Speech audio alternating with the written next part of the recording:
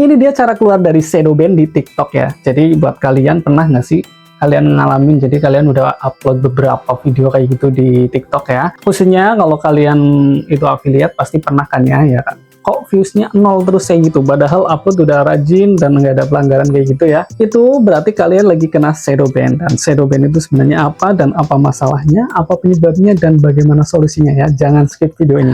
Oke, halo guys, kembali lagi di channel ini. Jadi di channel ini tuh aku mendokumentasikan setiap apa aja yang aku lakukan untuk mendapatkan cuan dari internet. Dan untuk kali ini saya berfokus ke affiliate, dimana ini affiliate-nya itu di TikTok lebih tepatnya ya. Jadi di TikTok itu emang ada masalah yang sepertinya semua afiliator itu tahu ya, kalau di situ tuh ada yang namanya NR atau shadow ban kayak gitu. Nah, shadow ban itu apa dan penyebabnya apa dan bagaimana solusinya, itu aku udah rangkum di sini ya. Jadi ada diagramnya tuh ya. Nanti tak rekam aja ini layarnya dan ditaruh ya di sini ya, di sini. Jadi shadow ban itu sebenarnya nggak diakui ya oleh TikToknya sendiri, tuh nggak ada tuh namanya shadow ban atau NR, itu nggak ada, tapi sebenarnya itu ada ya. Jadi ada itu akun upload udah beberapa kali itu tetap aja view-nya nol, itu tetap ada sebenarnya. Oke, kita fokus ke penyebabnya dulu ya. Untuk penyebab yang pertama itu biasanya pernah ngalamin pelanggaran, jadi maksudnya pernah melanggar aturan komunitas kayak gitu ya. Pelanggarannya bisa macam-macam, bisa kayak re-upload konten orang lain tanpa dibuat ulang ya, maksudnya tanpa diedit dan diisi suara atau apapun yang dibuat oleh kalian sendiri ya. Kalau nggak diedit kayak gitu tuh bisa kena pelanggaran. Dan yang kedua itu spam konten yang tidak jelas, misalnya ya tinggal kayak gini doang nanti udah gitu, itu biasanya juga kena pelanggaran spam ya. Dan yang ketiga itu upload video sama yang berulang. Jadi itu kan ada tuh yang biasanya itu apa namanya, kayak di cloning gitu videonya, mirip-mirip cuma beda editan dikit. Itu kalau salah-salah ya akun juga kena NR. NR itu not recommend ya,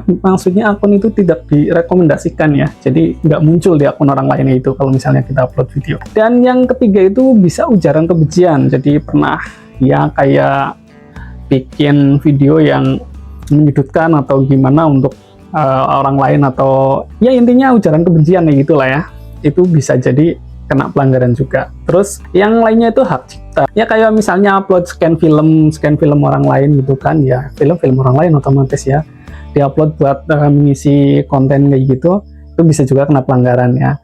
Dan yang terakhir ya pernah terjadi penipuan di akun itu. Dan untuk yang kedua ya, yang kedua itu pelanggaran TikTok Shop atau pelanggaran aturan e-commerce ya. Ya antaranya ya kayak overclaim itu berlebihan, kayak yang biasanya bilangnya termurah, yang lain ya, itu juga nggak boleh. Terus misalnya juga upload yang produk palsu itu misalnya yang Nike gitu padahal bukan ya. Terus yang ketiga biasanya itu produk yang tidak sesuai deskripsi, itu yang dibuat video kita. Untuk yang ketiga ya, penyebab yang ketiga itu biasanya performa konten yang buruk. Nah sebenarnya ini yang paling utama ya, yang paling utama itu sebenarnya yang ini. Itu biasa penyebab umum masalah shadow ban itu yang ini ya, itu adalah performa konten yang buruk. Performa konten yang buruk itu gimana sih maksudnya? Ya performa konten yang buruk itu ya uploadnya kebanyakan, misalnya sehari sampai 50 uploadnya, ya itu juga ya gimana ya, kekenyangan jadinya biasanya kayak itu ya, kena shadow ban. Terus yang kedua misalnya itu minim interaksi itu maksudnya ya pas kita upload itu nggak ada yang komentar sama sekali, terus nggak ada yang nonton sampai penuh, jadi durasi nontonnya itu rendah. Terus yang ketiga itu tidak ada like atau share-nya ya, biasanya nggak ada yang love kayak gitu, itu juga ngaruh ya. Jadi hati-hati aja kalau misalnya kalian uploadnya nggak ada yang kayak gitu ya, jangan kebanyakan berarti ya. Terus yang keempatnya itu adalah penonton yang langsung skip, jadi pas lewat itu langsung di skip kayak gitu, itu juga ngaruh banget ya. Dan untuk yang ketiga ya, itu kualitasnya itu rendah. Kualitas rendah di sini sebenarnya ya kayak subjektif banget ya, nggak jelas, tapi nggak mesti, maksudnya kadang ya kalau yang burik kayak gitu sebenarnya kadang ya naik, cuma kalau kebanyakan ya lama-lama mungkin juga kena NR juga ya. Jadi kualitas rendah itu maksudnya kayak kamera burem, terus audio yang nggak jelas, terus konsepnya yang nggak jelas, jadi ngomong nggak jelas, itu juga bisa kena ya. Oke, itu tadi itu penyebabnya ya. Sekarang kita ke solusinya. Sebenarnya ini yang paling diperlukan ya. Solusinya untuk yang pertama ya otomatis perbaiki kualitas kontennya ya. Kualitas konten ya kayak misalnya audio atau kamera yang lebih baik, terus storytellingnya juga diperbaiki lagi ngomongnya ya gitu di depan kamera, terus struktur kontennya juga jelas, urut-urutannya gitu jelas ya. Terus biasanya itu adalah ini yang paling umum ya, itu kayak pansos gitu ya, jadi kayak upload berita yang lagi viral, misalnya lagi viralnya apa ya, kita uploadnya gitu, kita bahas gitu ya di stage, terus kita bahas gitu bisa ya. Itu yang update berita viral gitu kayak gitu, misalnya lagi bola ya kita update bola gitu.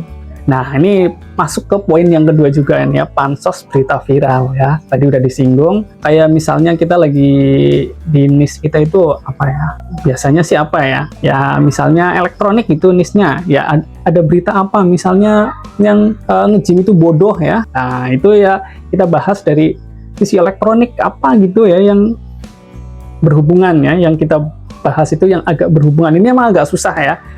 Ya pokoknya kita cari benang merahnya terus kita bahas di situ ya. Dan yang kedua itu tambahkan CTA agar penonton komentar. Jadi misalnya kalau lagi kita bahas berita kayak gitu ya, suruh penontonnya buat komentar. Jadi kan interaksi di video kita itu jadi bagus ya.